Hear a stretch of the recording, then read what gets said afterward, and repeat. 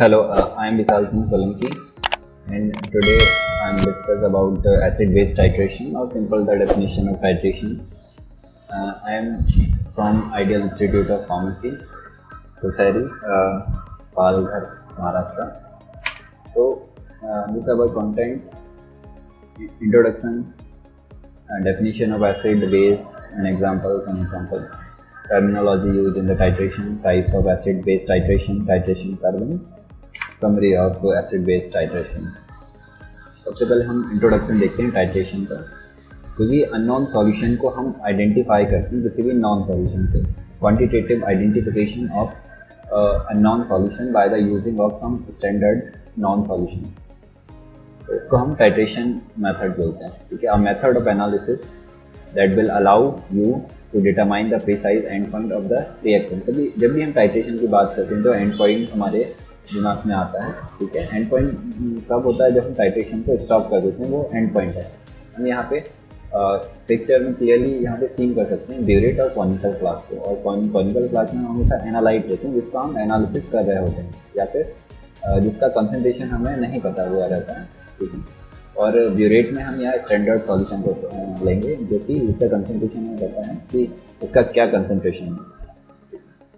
And therefore the precise quantity of reactant in the titration class. अब हम मान लेते हैं कि एसिड बेस टाइट्रेशन हम परफॉर्म कर रहे हैं। ठीक है, हमने कोई बेस ले लिया है और ऊपर स्टैंडर्ड ब्यूरेट में एसिड हमने ले लिया है, और हमें पता है एसिड बेस जब भी आपस में रिएक्शन करते हैं तो न्यूट्रलाइजेशन प्रोसेस यहाँ पर होती है, तो दोनों आपस में न्यूट्रलाइज कर देंगे, और एक ऐसा पॉइंट आएगा जब ना तो उसमें कॉनिकल फ्लास्क में ना तो उसमें कोई एसिड एक्सेस अमाउंट में है और ना ही बेस एक्सेस अमाउंट में, उसको हम बोलते हैं इक्विवेलेंस पॉइंट।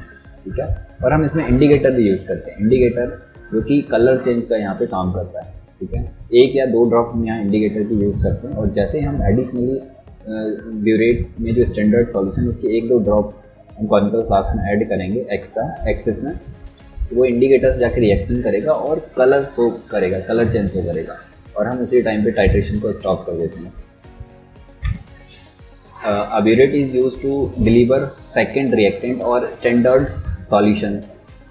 स्टैंडर्ड सॉल्यूशन जो हमने प्रिपेयर किया हुआ है उसको हम ब्यूरेट में फिल करते हैं, और बाकी जिसका हम टाइट्रेशन कर रहे होते हैं उसको हम कॉनिकल फ्लास्क में फिल करते हैं। एंड इंडिकेटर और pH meter is use to detect the end point of the reaction. ठीक है, हम इंडिकेटर यूज करते हैं, इंडिकेटर वर्क करता है pH के बेसिस पे। ठीक है, वो हम आगे डिस्कस करेंगे कि किस तरह से इंडिकेटर वर्क कर रहा है पूरे टाइट्रेशन प्रोसीजर में।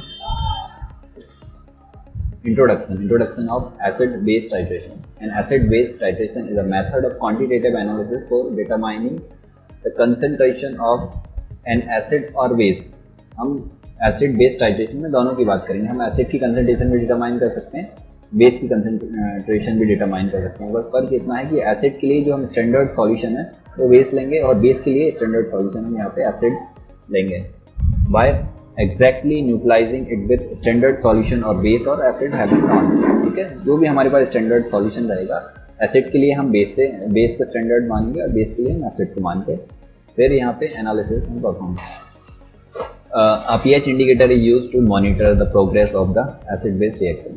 ठीक है, pH indicator हम यहाँ पे यूज करते हैं, जैसे pH चेंज होता है तो वहाँ पे कलर चेंज शो करता है। जब भी कोई एक्सेस ड्रॉप जो स्टैंडर्ड सॉल्यूशन की है जैसे ही कॉनिकल फ्लास्क में जाती है तो फिर वो इंडिकेटर से रिएक्ट करता है और अपना कलर शो करता है, और हम वहीं उसी टाइम पे स्टॉप कर देते हैं कि हमारा जो टाइट्रेशन है वो कंप्लीट हो गया, और फर्दर हम उसका कैलकुलेशन कर सकते हैं।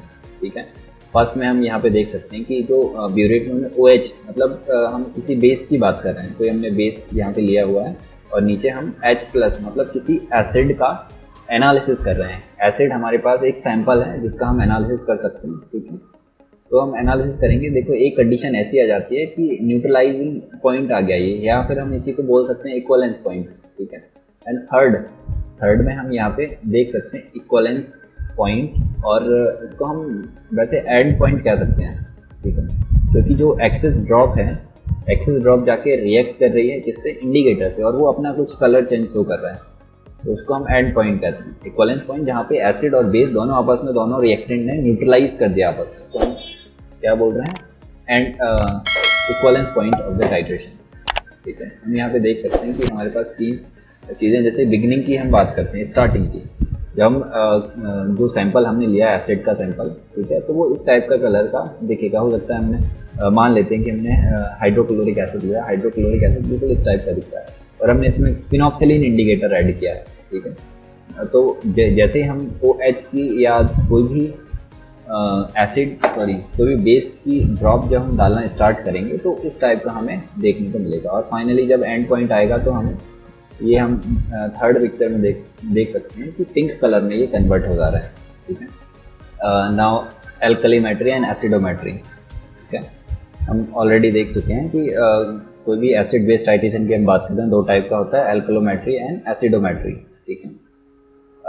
Alkalometry and acidometry are kind of volumetric analysis with the fundamental reaction is neutralization reaction, ठीक है। एसिड बेस की हम जब भी बात करते हैं तो उसमें एक न्यूट्रलाइजेशन सॉल्ट का फॉर्मेशन होता है, ठीक है, जैसे कि हम सोडियम हाइड्रोक्साइड और HCl दोनों स्ट्रॉन्ग बेस और स्ट्रॉन्ग एसिड है, ठीक है, दोनों की रिएक्शन करते हैं तो हमें सॉल्ट फॉर्मेशन होता है, ठीक है। हाँ, तो हम बात करते हैं अब acidometry. Acidometry is the specialised analytical use for acid base titration to determine the concentration of basic substance, ठीक है। यहाँ पे हम क्या बोल रहे हैं, बेसिक कोई सब्सटेंस है उसकी कंसंट्रेशन को हमें डिटरमाइन करना है, तो हम उसको एसिडोमेट्री बोल रहे हैं, क्योंकि हम यहाँ पे एक एसिड को एज अ स्टैंडर्ड सॉल्यूशन की तरह यूज कर रहे हैं, ठीक है। एल्कलोमेट्री में जस्ट अपोजिट है, एल्कली को हम as a standard solution use करेंगे और उसमें जो भी एसिड रहेगा, एसिड का हम एनालिसिस कर सकते हैं, जो भी कंसंट्रेशन, जैसे हमने 0.1 नॉर्मल HCl प्रिपेयर किया है तो उसका हम स्टैंडर्डाइजेशन करेंगे कि वो 0.1 नॉर्मल ही प्रिपेयर हुआ है, या हो सकता है थोड़ा बहुत ज़्यादा हो या कम हो, तो इस टाइप का कोई भी एरर होता है तो उसको मिनिमाइज करने के लिए हम स्टैंडर्डाइजेशन प्रोसीजर फॉलो करते हैं।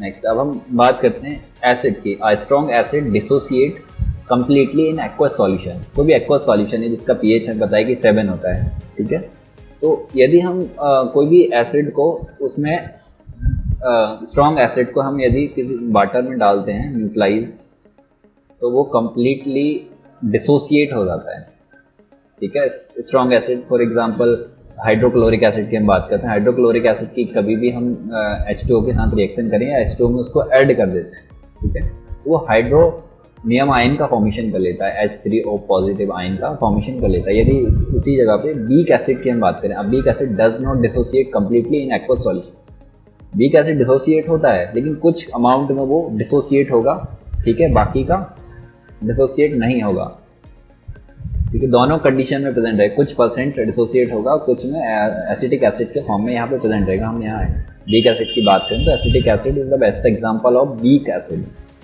और हम यहाँ पिक्चर में देख सकते हैं कि हाइड्रोक्लोरिक एसिड और acetic acid both look like water.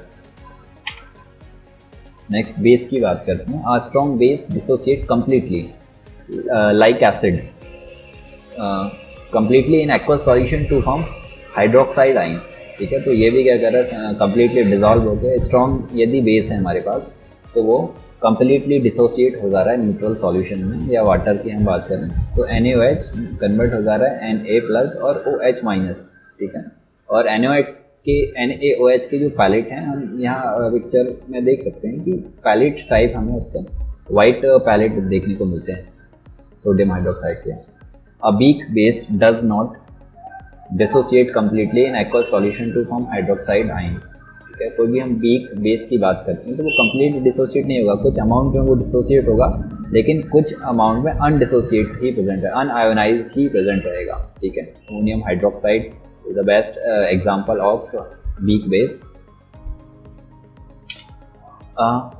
There are some example of weak strong acid and bases, ठीक है, तो हमने ये 4 टाइप से क्लासीफाई किया है इसको, strong acid, weak acid, strong base, week base. Strong acid की कैटेगरी में hydrochloric acid, sulphuric acid, nitric acid भी आते हैं, ठीक है। Weak acid acetic acid, hydrofluoric acid, oxalic acid, these are the example of weak acid. Strong acid sodium hydroxide, potassium hydroxide, lithium hydroxide, ये हमारे strong bases हैं। Weak bases ammonium hydroxide and ammonia, ठीक है। आगे चलते हैं। Weak acid and weak base always exist in conjugated acid base pair in aqueous solution as represent below, ठीक है। एग्जाम्पल हम यहाँ पे देख सकते हैं HA यहाँ पे एसिड है, ठीक है। जब हम कोई भी यहाँ पे वाटर सॉल्यूशन में उसको ऐड करते हैं तो वो अपना कंजुगेटेड बेस बना लेता है, जैसे कि A माइनस कंजुगेटेड यहाँ पे बेस में कन्वर्ट हो गया, ठीक है। Here HA is the acid and A minus term as conjugated base of HA। तो HA हम फिर वही बेस ले रहे हैं, कंजुगेटेड बेस वाटर के साथ रिएक्ट करके OH माइनस और कंजुगेटेड एसिड में कन्वर्ट हो जा रहा है, ठीक है, क्योंकि उसके पास H प्लस आयन वापस से आ गया जो बेस हमारा बना हुआ था। तो ये कंजुगेटेड बेस का कंजुगेटेड एसिड यहाँ पे फॉर्मेशन होगा। इन the above reaction A minus base, A minus हमें पता है कंजुगेटेड बेस है, ठीक है, तो वो HA का फॉर्मेशन कर ले रहा है, ठीक है। तो बेस का वो कंजुगेटेड एसिड है HA, ठीक है। यहाँ पे हम देख सकते हैं कि ये जो कंजुगेटेड बेस है और जब हम वाटर से इसकी रिएक्शन कराते हैं या वाटर में ऐड कर रहे हैं, ये ऑलरेडी वाटर में ऐड है, ठीक है। तो ये वाटर के मॉलिक्यूल से रिएक्ट करके ये OH माइनस और HA बना ले रहा है, मतलब ये कंजुगेट बेस का भी कंजुगेटेड एसिड यहाँ पे फॉर्मेशन हो गया, ठीक है। आगे चलते हैं। Rule of thumb is weak acid have strong conjugated base. तो भी यदि वीक एसिड रहेगा तो वो हमेशा वीक एसिड है तो वो कंजुगेटेड बेस जो बनाएगा वो हमेशा स्ट्रॉन्ग कंजुगेटेड बेस बनाएगा, while weak base having strong conjugated acid. दोनों कंडीशन में यदि हमारे पास वीक एसिड है या वीक बेस है, ठीक है, वीक एसिड हमेशा स्ट्रॉन्ग कंजुगेटेड बेस फॉर्म करता है और weak base strong conjugated acid का फॉर्मेशन करेगा, as so in the above two reaction. In HA is a weak acid, जो कि हमने अभी रिएक्शन देखी, HA is a weak acid, then its conjugated base A minus, ठीक है, उसका जो conjugated base है A minus है। weak acid का यदि जो बेस रहेगा वो strong conjugated रहेगा, will be strong base, ठीक है। conjugated हमेशा strong यहाँ पे फॉर्म हो रहा है किसी भी weak acid का। Similarly A minus is a weak base, जो कि weak base की कैटेगरी हम यहाँ पे रख रहे हैं। then the conjugated acid HA will be strong acid. किसी भी बेस की हम बात करें और वो उसका कंजुगेटेड एसिड का फॉर्मेशन हो रहा है तो वो हमेशा स्ट्रॉन्ग रहेगा। तो ये रूल ऑफ थंब के अकॉर्डिंग था, ठीक है। अब हम नेक्स्ट बात करते हैं terminology used in titration process. First, titration, a process where a solution of known strength is added to a certain volume of the treated sample containing an indicator. कोई भी हम टाइट्रेशन असेंबली की बात करते हैं, एक एनालाइट लेते हैं, ठीक है, जो टेस्ट सैंपल है उसमें हम इंडिकेटर ऐड कर देते हैं और ब्यूरेट में हम एक स्टैंडर्ड सॉल्यूशन लेते हैं और उससे टाइट्रेशन करते हैं। तब तक टाइट्रेशन करते हैं जब तक कि उसका कलर चेंज ना हो जाए, तो उसको हम टाइट्रेशन प्रोसेस करें। किसी भी अननोन सैंपल को की कंसंट्रेशन को फाइंड करने के लिए हम किसी भी नॉन कंसंट्रेशन के सैंपल को एज अ स्टैंडर्ड यूज़ कर रहे हैं, ठीक है।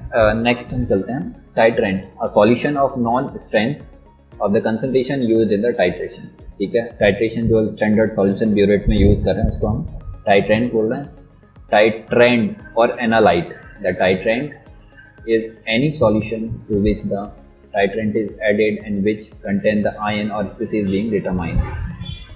तो जो सैंपल की हम बात कर रहे हैं यहाँ पे, ठीक है, सैंपल जो हम कॉनिकल क्लास में लेते हैं उसको हम एनालाइट बोल रहे हैं, जिसको हमें टाइट्रेट करना है या जिसकी जो कंसंट्रेशन है उसको हमें डिटरमाइन करना है, determine strength of concentration of the sample is called analyte. Next हम बात करते हैं titration curve, plot of pH versus millimetres of titrant showing the manner in which pH change versus millimetre of the titrant during an acid base titration, ठीक है। तो हम ये curve जो बनाते हैं pH वर्सेस जो हमारा स्टैंडर्ड सॉल्यूशन है टाइट्रेंट कितना कंज्यूम हुआ है, ठीक है। तो वो जैसे जैसे pH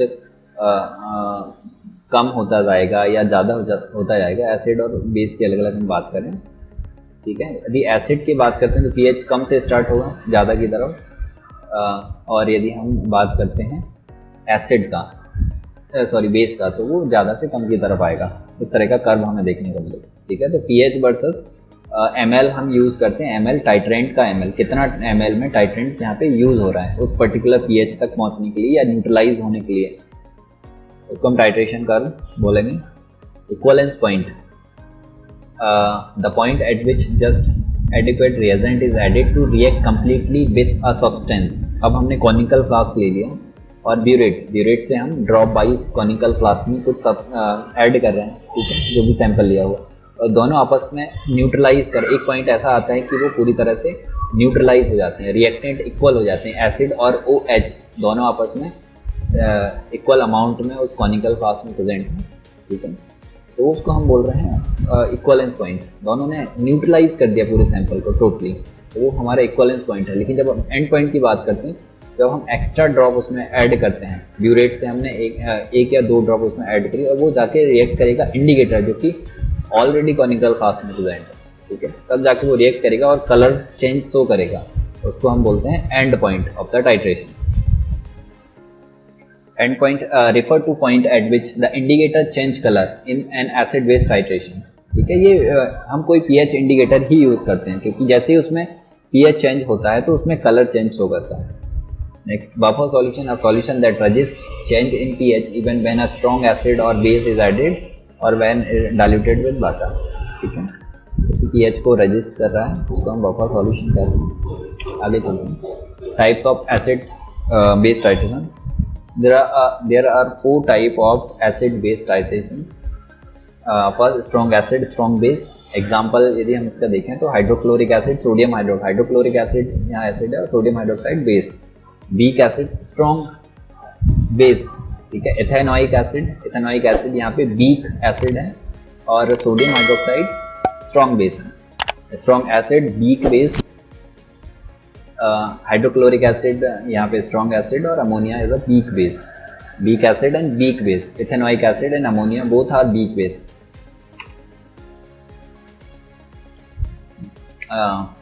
नेक्स्ट हम देखते हैं what is the titration curve. A titration curve is the plot of pH of the analyte solution versus the volume of titrant added as the titration progress. जैसे जैसे टाइट्रेशन प्रोग्रेशन कर रहा है, ठीक है, pH हम यहाँ पे लेते हैं pH versus volume of titrant.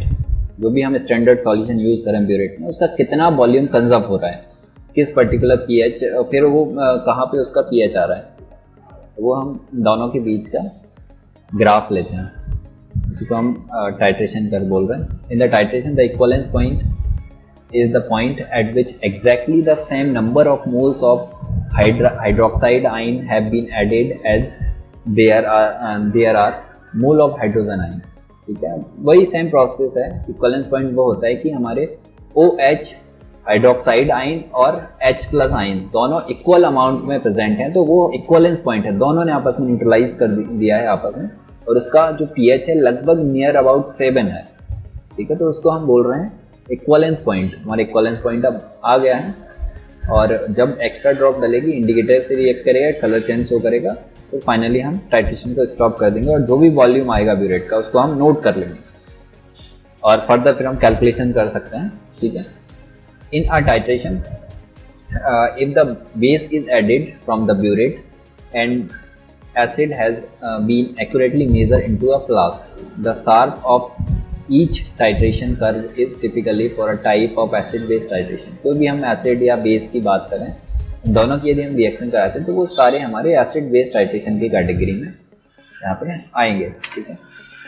तो हम यहाँ पे देख सकते हैं हमारे 4 पॉसिबल टाइट्रेशन कर्व हमें यहाँ देखने को मिल सकते हैं, ठीक है, जिसमें जो स्टार्टिंग के 3 दिख रहे हैं वो ज़्यादातर हम देखने को मिलते हैं। Strong acid and strong base, ठीक है, और strong acid weak base, weak acid strong base, और वीक एसिड और वीक बेस ये हमें कम देखने को मिलता है क्योंकि ज़्यादा एप्लीकेबल नहीं है ये, ठीक है। सबसे पहले हम बात करते हैं strong acid and strong base. यहाँ पे हम स्ट्रॉन्ग एसिड ले रहे हैं और जिसका pH मोर देन 12 है, ठीक है, उसका हम क्या करेंगे, ठीक है, हमने तो यहाँ पे बेस सैंपल ले लिया, ठीक है, और बेस सैंपल से हम स्टार्ट कर रहे हैं। हमारा जो कॉनिकल फ्लास्क में उसमें हमने बेस सैंपल लिया जिसका pH 12 से ज़्यादा है, ठीक है। तो जैसे हम उसमें ब्यूरेट में उस एसिड ऐड करेंगे, स्ट्रॉन्ग एसिड, और जैसे हम उसमें ड्रॉप वाइज में ऐड करते रहेंगे तो उसका जो pH है वो कम की तरफ जाने लगेगा, 13 से 12 होने लगेगा। फिर जैसे जैसे हम ऐड करते जाएंगे सैंपल, तो हो सकता है वो 10 हो जाए, फिर 8, फिर फाइनली वो 7 हो जाएगा। जब रिएक्टेंट जब हमारे इक्वलेंस पॉइंट पे पहुंच जाएगा तो वो क्या हो जाएगा, उसमें 7 के आसपास उसका pH हो जाएगा, ठीक है। और फिर फर्दर जब हम 1-2 ड्रॉप एक्स्ट्रा डालेंगे, इंडिकेटर से रिएक्ट करेगा तो फिर हम उसको स्टॉप कर सकते हैं। तो ये हमारा टाइट्रेशन। ऐसे बिल्कुल यदि हम बात करें स्ट्रॉन्ग बेस हम यहाँ पे एक ले रहे थे, उसका एनालिसिस कर रहे थे, लेकिन यदि हम स्ट्रॉन्ग एसिड का एनालिसिस करते हैं तो जो कर्व है वो स्टार्ट होता है, स्टार्ट होगा जो भी उसका पीएच रहेगा, जैसे कि स्ट्रॉन्ग एसिड का पीएच हो सकता है 1 हो, 1.1 या 2 के नियर अबाउट रहता है स्ट्रॉन्ग पीएच का, ठीक है। तो वहाँ से स्टार्ट होगा। हम यहाँ देख सकते हैं स्ट्रॉन्ग एसिड और स्ट्रॉन्ग बेस का यहाँ पे ग्राफ बना हुआ है। तो वो स्टार्ट कहाँ से हो रहा है? स्ट्रॉन्ग एसिड से ही यहाँ पे स्टार्ट हो रहा है, ठीक है, क्योंकि हमने जो सैंपल लिया हुआ है वो एसिड सैंपल लिया है और बेस हम उसमें स्टैंडर्ड सॉल्यूशन है उसको हम ऐड कर रहे हैं, और एक ऐसा पॉइंट आ गया जो इसका पीएच नियर अबाउट 7 है, ठीक है। तो वो 7 पीएच पे वहाँ पे इक्वलेंस पॉइंट शो करेगा, और जैसे हम 1-2 ड्रॉप एक्स्ट्रा डालेंगे तो वो इंडिकेटर के साथ रिएक्ट करके कलर चेंज शो करेगा। और नेक्स्ट हम देख सकते हैं स्ट्रॉन्ग एसिड, वीक बेस। जब भी हम स्ट्रॉन्ग एसिड की बात करते हैं, स्ट्रॉन्ग एसिड का टाइट्रेशन हमें करना है, किसी वीक बेस को हम स्टैंडर्ड यहाँ ले रहे हैं, ठीक है, तो उसका जो पीएच है, स्ट्रॉन्ग एसिड का पीएच हमेशा ज़्यादा रहेगा, कम रहेगा, बहुत कम रहेगा, 1 नियर अबाउट 1, 2 के आसपास, ठीक है। तो वहाँ से फिर पीएच स्टार्ट होगा, और इक्वलेंस पॉइंट तब आएगा जब आपस में दोनों न्यूट्रलाइज कर देंगे, स्ट्रॉन्ग एसिड और वीक बेस, ठीक है। और ऐसे ही तीनों और चारों जो टाइट्रेशन है हमारे फॉलो होंगे। वीक एसिड की हम बात करें, वीक एसिड यहाँ पे हम ले रहे हैं तो उसका जो पीएच है वो ज़्यादा रहेगा, हो सकता है कि 4 के आसपास पीएच रहे, और स्ट्रॉन्ग बेस का जो पीएच रहता है वो ज़्यादा रहता है, 12 के ऊपर रहता है, ठीक है। तो इस तरह के हमें कर्व देखने को मिलते हैं, 3 कर्व हमें ज़्यादातर देखने को मिलते हैं, और लास्ट में हम देख सकते हैं weak acid and weak base, ठीक है। वीक एसिड हम यहाँ पे ले रहे हैं तो वो स्टार्ट होगा कितने से? 4 से, क्योंकि जैसे जैसे हम ऊपर की तरफ जाते हैं, 7 के पास जाते हैं, तो जो एसिडिटी है वो कम होने लगती है, ठीक है। और जैसे हम ऊपर की तरफ जाते हैं और 7 से ऊपर की तरफ जाते हैं तो बेसिसिटी बढ़ने लगती है, ठीक है। पीएच तो मेरे ख्याल से सबने पढ़ा ही होगा। तो हम यहाँ पे सिंपल टाइट्रेशन भी देख सकते हैं। At the starting of the titration blue colour का था, लेकिन जब इक्वलेंस पॉइंट की बात करें, इक्वलेंस पॉइंट और एंड पॉइंट पे आते आते वो कलर पूरी तरह से चेंज हो गया और हमने स्टॉप कर दिया रीडिंग, फिर हम उसकी नोट कर सकते हैं। अब बात करते हैं चॉइस ऑफ इंडिकेटर, ठीक है। Indicator play important role in whole acid base titration, and we are use mostly pH indicator. Acid base indicator are substance which change color or develop turbidity at the certain pH, ठीक है। कोई भी indicator की हम बात करते हैं तो वो अपना कलर चेंज शो करेगा, तभी हमें पता चलेगा कि हमारा टाइट्रेशन कंप्लीट हो गया और हमें स्टॉप करना चाहिए।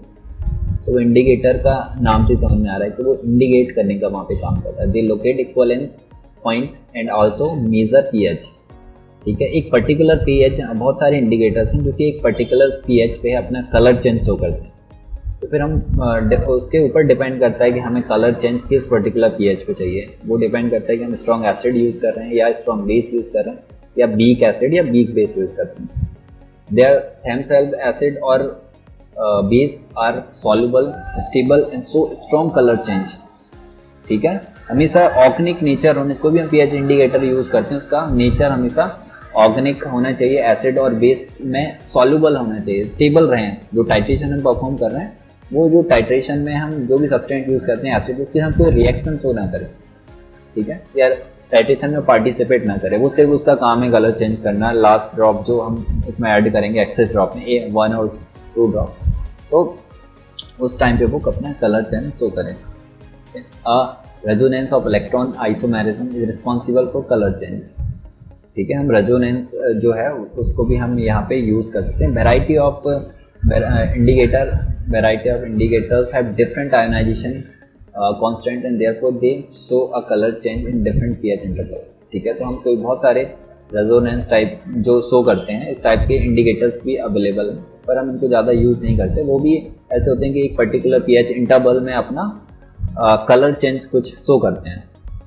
Acid base indicator can be broadly classify into 3 groups. यदि हम उसकी कैटेगरी की बात करें, कौन कौन से पर्टिकुलर ऑर्गेनिक टाइप हम इंडिकेटर्स यूज़ करते हैं एसिड बेस टाइट्रेशन के लिए, तो यहाँ पे हम देख सकते हैं कि 3 टाइप के हम यहाँ यूज़ करते हैं। पहले phthaleins azo indicators and triphenyl methane indicators हम यहाँ यूज़ कर सकते हैं। जैसे कि फिनॉल और सल्फोफिनॉल फिनॉल्स की हम बात करें तो उसमें हम बहुत ही फेमस, क्योंकि सबसे ज़्यादा यूज़ होने वाला इंडिकेटर है, फिनोप्थैलीन हम यूज़ करते हैं। एजो इंडिकेटर मिथाइल ऑरेंज हम यूज़ करते हैं। ये सारे जो इंडिकेटर्स हैं ये डिपेंड करते हैं पीएच पे, ठीक है। हमें किस पर्टिकुलर पीएच पे कलर चेंज चाहिए वो उस पर अपना कलर चेंज शो करेंगे। और ये इस पर भी डिपेंड करता है कि हम टाइट्रेशन किसका कर रहे हैं, एसिड का कर रहे हैं या बेस का कर रहे हैं, या वीक एसिड या वीक बेस का कर रहे हैं, उस पर डिपेंड करता है। ट्राईफिनाइल मीथेन इंडिकेटर्स में हम यहाँ मैलेकाइट ग्रीन यूज़ कर सकते हैं। The 2 common indicator used in acid base titration is phenolphthalein and methyl orange, ठीक है। हम इससे बिल्कुल अवेयर हैं, phenolphthalein and methyl orange. Generally हम इसको यूज़ करते हैं कोई भी titration process, specially acid base titration. In the 4 type of acid base titration, their base is being added to the acid in each cases। मतलब 4 type के जो titration हम पहले देख चुके हैं, ठीक है। इन चारों में हम इन इंडिकेटर को यूज़ कर सकते हैं, phenolphthalein and methyl orange. A graph is show in the next slide where pH against the volume, और किस पर्टिकुलर वॉल्यूम पे या किस पर्टिकुलर पीएच पे हम उसको किस पर्टिकुलर मेथड में हम उसको सुटेबल रहता है और किस वॉल्यूम पे अपना कलर चेंज वो शो कर सकता है, वो हम नेक्स्ट स्लाइड में देखेंगे। The pH range over which the 2 indicator change colour, the indicator must change with in the vertical portion, ठीक है। तो हम ये देख सकते हैं यहाँ पे कि हम 4 टाइप के यहाँ पे strong acid versus strong base, weak acid versus strong base, weak acid versus week base, strong acid versus weak base, ये 4 ग्राफ हम ऑलरेडी पहले भी देख चुके हैं, ठीक है। तो हम यहाँ पे देख सकते हैं, और हम यहाँ पे जो ग्राफ बनता है वो pH versus volume of titrant, ठीक है, जो भी स्टैंडर्ड सॉल्यूशन हमने दिया हुआ है, ठीक है। और हम यहाँ देख सकते हैं ये जो कलर हमें दिख रहा है वायलेट और पिंक कलर में, यहाँ ये रेंज है, इसमें से हम कोई भी इंडिकेटर यहाँ पे प्रेफर कर सकते हैं, ठीक है। इस पीएच रेंज में 10 से लेके 3.2 के आसपास तक हम यहाँ पे इंडिकेटर प्रेफर कर सकते हैं कोई भी स्ट्रॉन्ग एसिड स्ट्रॉन्ग बेस के लिए, ठीक है। वही चेंज हो जाता है weak acid and strong base. Weak acid और स्ट्रॉन्ग बेस के लिए हमें इंडिकेटर चेंज करना पड़ेगा, क्योंकि वीक एसिड का हमें पता है कि उसका जो पीएच रहता है वो 4 रहता है या 4 से ज़्यादा हो सकता है, ठीक है। तो वहाँ पे हमें इंडिकेटर चेंज करना पड़ सकता है। स्ट्रॉन्ग एसिड स्ट्रॉन्ग बेस हम ये देख सकते हैं यहाँ पे इन सारे उसमें हम देख सकते हैं कि इस पर्टिकुलर पीएच के लिए हम ये इंडिकेटर यूज़ कर सकते हैं, जो भी इक्वलेंस पॉइंट है, ठीक है। जितना इक्वलेंस पॉइंट है, तो फिनोप्थैलीन एंड मिथाइल ऑरेंज, ठीक है। तो फिनोप्थैलीन ये शो करेगा यदि हमारे पास कोई हम बेस में कन्वर्ट हो रहा है या उसका पीएच जो है बढ़ रहा है, तब फिनोप्थैलीन हम वहाँ पे यूज़ करेंगे, ठीक है। या हम कोई भी जो स्टैंडर्ड सॉल्यूशन ले रहा है, स्टैंडर्ड सॉल्यूशन में यदि हम बेस लेते हैं तो फिनोप्थैलीन इंडिकेटर सुटेबल रहेगा। और यदि हम स्टैंडर्ड सॉल्यूशन में कोई एसिड लेते हैं तो उस कंडीशन में methyl orange is suitable, methyl orange suitable रहेगा, क्योंकि पता है मिथाइल ऑरेंज हमेशा एसिडिक पीएच पे अपना कलर चेंज शो करता है और फिनोप्थैलीन बेसिक पीएच पे अपना कलर चेंज शो करेगा, ठीक है। और वो इक्वलेंस पॉइंट पे डिपेंड करता है कि किन किन के बीच में इक्वलेंस पॉइंट बन रहा है। जैसे हम बात करते हैं strong acid and weak base, strong acid और वीक बेस हमने ले लिया, यहाँ पे वीक बेस हम ब्यूरेट में फिल कर रहे हैं, ठीक है, और वो हम एसिड में उसको डाल रहे हैं, तो यहाँ पे ये सुटेबल रहेगा मिथाइल ऑरेंज, ठीक है। इक्वलेंस पॉइंट का हम रेंज यहाँ पे देख सकते हैं, इक्वलेंस पॉइंट का जो रेंज है उसके बीच में ही कोई हम इंडिकेटर यूज़ कर सकते हैं, और मिथाइल ऑरेंज यहाँ पे शो कर सकता है कलर चेंज, इसलिए हम इसको मिथाइल ऑरेंज को प्रेफर करेंगे। यदि हम बात करते हैं वीक एसिड और वीक बेस, इसका हम देख सकते हैं यहाँ पे जो कलर चेंज शो कर रहा है वो बहुत ही ज़्यादा, यदि हम यूज़ करते हैं फिनोप्थैलीन और मिथाइल ऑरेंज दोनों में से कोई भी यूज़ करते हैं, पर जो कलर चेंज शो करेगा बहुत ही माइल्ड शो करेगा, ठीक है, क्योंकि उसका इक्वलेंस पॉइंट हम देख रहे हैं कि जैसे वो हम उसमें ड्रॉप एक्स्ट्रा डालेंगे हो सकता है वो सडनली बहुत ज़्यादा उसका कलर चेंज शो करने लगे।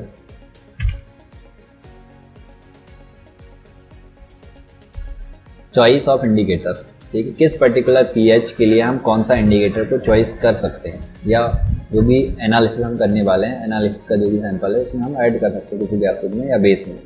pH range of colour change, methyl violet, thymol blue.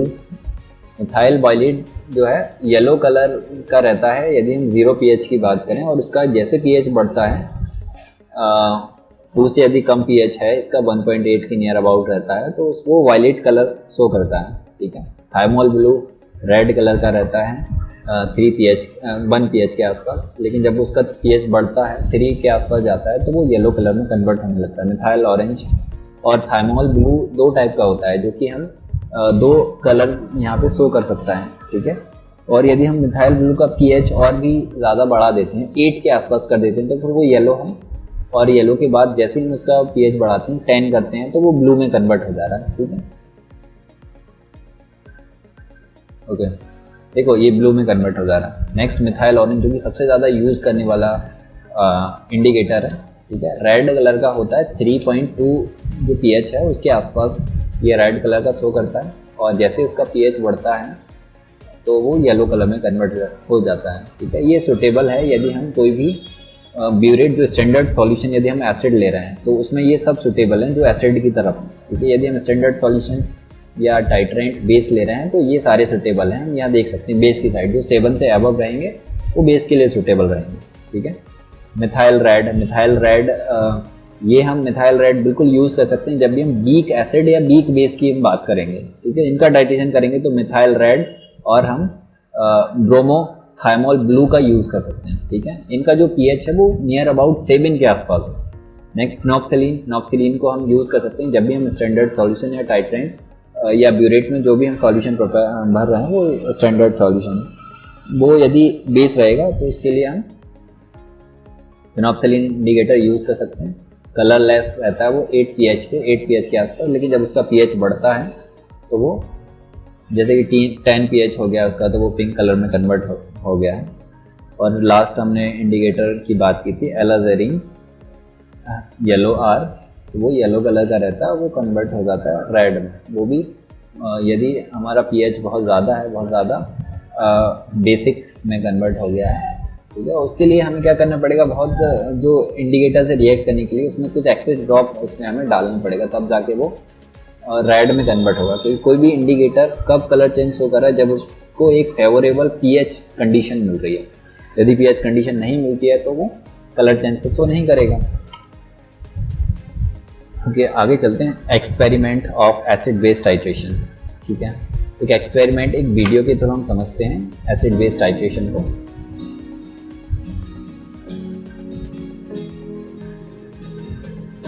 ये हम देख चुके हैं और हमेशा से बढ़ते आ रहे हैं कि ब्यूरेट और कॉनिकल फ्लास्क रहेगा। ठीक है। सबसे पहले adding 25 ml HCl acid to the conical flask. सबसे पहले हम यहाँ पे क्या कर रहे हैं, कॉनिकल फ्लास्क में 25 ml हमने ऐड किया, और जो हम कॉनिकल फ्लास्क में ऐड करते हैं वो सैंपल रहता है। ठीक है। अननोन कंसंट्रेशन है, हमें उसकी कंसंट्रेशन को फाइंड आउट करना होता है। ठीक है। किस कंसंट्रेशन में प्रेजेंट है वो, या किस पर्टिकुलर नॉर्मल या मोलर सॉल्यूशन जो भी हमने प्रिपेयर किया हो। ठीक है। उसके बाद हम क्या करें, एडिंग फिनोप्थेलीन इंडिकेटर, और इंडिकेटर कलर चेंज शो करेगा। ठीक है। और हम यहाँ एसिड उसमें ले रहे हैं, और हम यहाँ देख सकते हैं कि नेक्स्ट हमने 0.10 नॉर्मल का NaOH सॉल्यूशन लिया है, और हम फनल के थ्रू ब्यूरेट में उसको ऐड कर रहे हैं। ठीक है। एक जो अमाउंट है उस तक हम उसको ऐड करेंगे।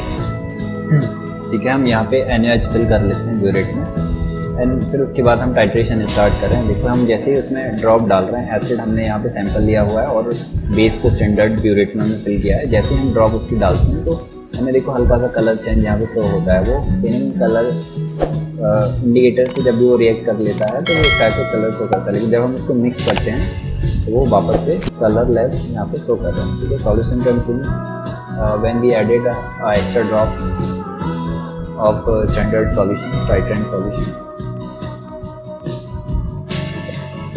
तो ये हम परफॉर्म कर रहे हैं। NaOH हम हमेशा ड्रॉप वाइज ही ऐड करते हैं। ड्रॉप वाइज हम इसलिए ऐड कर रहे हैं कि यदि हमने बहुत ज़्यादा अमाउंट में ऐड कर देते हैं तो ड्रॉप ये हो सकता है कि वो सडनली कलर चेंज हो करके बहुत ज़्यादा, या फिर उसमें इतना कंटेंट, इतना NaOH ऐड हो जाता है कि वो इक्वलेंस पॉइंट से ज़्यादा ही हो सकता है, इसलिए हम हमेशा कोशिश करते हैं कि उसको 1 ड्रॉप करके उसमें ऐड करें। और जैसे ही पिंक कलर ऑब्जर्व हो पूरे सॉल्यूशन में, हमें स्टॉप कर देना है। ठीक है, हम देखो अभी हम यहाँ पे देख सकते हैं कि बिल्कुल इस टाइप का हम तो भी जब भी टाइट्रेशन परफॉर्म करते हैं इसी टाइप में हम परफॉर्म करते हैं, और उसको सेक करते हैं, हमें चलना है। और देखो सडनली उसका पूरा कलर चेंज हो गया है। ठीक है, तो ये हमारा एंड पॉइंट है और हमने बिल्कुल स्टॉप कर दिया है टाइट्रेशन को। अब हम उसमें एक्स्ट्रा ड्रॉप नहीं डालेंगे, अब हम उसको नोट कर लेंगे how much NaOH was used to neutralise the acid present in the conical flask. ठीक है, उसमें कितना कॉनिकल फ्लास्क में वो प्रेजेंट था उसमें हम नोट कर लेंगे। ये हमने रीडिंग उसकी नोट कर ली कि 25.2 ml यहाँ पे लगा हुआ है। ठीक है, फिर हम उस सॉल्यूशन को रिपीट करेंगे। ठीक है, लगभग हम 3 रिपीट करते हैं, 3 एक्सपेरिमेंट परफॉर्म करते हैं। ओके, आगे चलते हैं। ठीक है, तो हम थोड़ा एक ओवरऑल समरी देख लेते हैं जो भी हमने आज देखा। इन acid base titration non volume of either the acid और बेस, हम कोई भी स्टैंडर्ड सॉल्यूशन यूज़ कर सकते हैं। ठीक है, यदि एसिड है तो उसके लिए बेस यूज़ करेंगे, बेस है तो उसके लिए एसिड, जो कि आपस में न्यूट्रलाइज हो जाए, जो इक्वलेंस पॉइंट जिनका है वो आपस में न्यूट्रलाइज हो जाए, तब उसका इक्वलेंस पॉइंट ऑब्जर्व हो और जो भी इंडिकेटर है वो अपना काम करे वहाँ पे। Is placed in conical flask. ठीक है, तो हम मान लेते हैं कि हमारा बेस यहाँ पे एनालाइट है और उसका हमें एनालिसिस करना है, तो हम कॉनिकल फ्लास्क में फिल कर लेंगे और एसिड को ब्यूरेट में। Second reagent of non concentration is placed in burette, जो कि नॉन कंसंट्रेशन का स्टैंडर्ड हम जिसको मान के चलते हैं उसको हम ब्यूरेट में फिल करते हैं। The reagent from the burette is slowly added, बिल्कुल स्लोली, जो हमने क्या देखा, बिल्कुल स्लोली ड्रॉप वाइज ऐड कर रहे हैं, तो उसमें हमें ड्रॉप वाइज ऐड करना है to the reagent in the conical flask. Conical flask में हमें बिल्कुल ड्रॉप वाइज स्टैंडर्ड सॉल्यूशन या टाइट्रेंट उसमें ऐड करना है कॉनिकल फ्लास्क में। ठीक है, a titration curve is a plot showing the changing in pH of the solution in the conical flask as reagent is added from the burette। जैसे हम burette से ड्रॉप वाइज करके उसमें ऐड करेंगे conical flask में, तो pH हम वहाँ पे मेजर कर सकते हैं कि pH कंटिन्यूसली चेंज होता रहेगा। ठीक है, क्योंकि हम उसमें एसिडिक का pH है तो उसका कम होगा, मतलब नियर अबाउट, यदि स्ट्रॉन्ग एसिड है तो 1 के आसपास होगा, और जैसे हम उसमें बेस डालेंगे तो वो क्या कर देगा कि उसका pH बढ़ा देगा और एक ऐसा पॉइंट आएगा जहाँ पे pH 7 के आसपास आ जाएगा, तो वो हमारा इक्वलेंस पॉइंट है। दोनों जो एसिड और बेस ने आपस में न्यूट्रलाइज कर दिया है। ठीक है, और फिर वही सेम है कि इंडिकेटर अपना काम करेगा, फिर हम इसको स्टॉप कर देंगे, जो भी एक्सेस ड्रॉप 1 या 2 ड्रॉप उसमें डालेंगे और फिर उसको स्टॉप कर देंगे और फर्दर कैलकुलेशन कर सकते हैं, नोट कर लेंगे क्या कितना वॉल्यूम कंज्यूम हुआ है, तो उस पर्टिकुलर कॉनिकल फ्लास्क में जो वॉल्यूम था या सैंपल था उसको न्यूट्रलाइज होने के लिए। A titration curve can be used to determine the equivalence point of an acid-base reaction, the point at which the amount of acid and base are just sufficient to cause complete neutralization। ठीक है, equivalence point क्या होता है, जब acid और base पूरी तरह से न्यूट्रलाइज हो गया, ना उसमें कोई अब कोई एक्सेस एसिड प्रेजेंट है ना कोई बेस प्रेजेंट है, तो उस पॉइंट को हम इक्वलेंस पॉइंट बोल रहे हैं। ठीक है, और वही हमारा जो टाइट्रेशन है वही पॉइंट हमें चाहिए। The pH of the solution as equivalent point is dependent on the strength of acid and strength of base is used in the titration. ठीक है, pH उस पर डिपेंड करता है कि भाई हम स्ट्रेंथ कितनी यूज़ कर रहे हैं, स्ट्रॉन्ग एसिड यूज़ कर रहे हैं या वीक एसिड यूज़ कर रहे हैं, या स्ट्रॉन्ग बेस या वीक बेस यूज़ कर रहे हैं, उस पर डिपेंड करता है। ठीक है, pH of the solution, equivalence point का जो pH है, इक्वलेंस पॉइंट का सॉल्यूशन जो हमारे पास इक्वलेंस पॉइंट आ गया है कोई भी एक सॉल्यूशन का, तो उसका pH एसिड या बेस की स्ट्रेंथ पे हमेशा डिपेंड कर रहा है। और स्ट्रॉन्ग एसिड स्ट्रॉन्ग बेस का टाइट्रेशन जब भी करते हैं तो बिल्कुल 7 आएगा, क्योंकि दोनों यहाँ पे स्ट्रॉन्ग ले रहे हैं। 7 इज द इक्वलेंस पॉइंट। और वीक एसिड स्ट्रॉन्ग बेस, यदि हम वीक एसिड यूज़ करते हैं और स्ट्रॉन्ग बेस यूज़ करते हैं तो हमेशा 7 से कम रहेगा। ठीक है, और strong acid weak base titration, तो सॉरी थोड़ा सा मिस्टेक हो गई, और weak acid strong base titration जब भी हम यूज़ करते हैं तो 7 से ज़्यादा रहता है। ठीक है, जो भी हम स्ट्रॉन्ग यूज़ कर रहे हैं तो उसकी तरफ pH रहेगा। ठीक है, 7 से कम है यदि हम जब स्ट्रॉन्ग एसिड यूज़ करते हैं तो 7 से कम रहेगा, यदि हम स्ट्रॉन्ग बेस यूज़ करते हैं, ठीक है, तो वो 7 से ज़्यादा रहेगा। And this is the reference. Finally, thank you for listening me.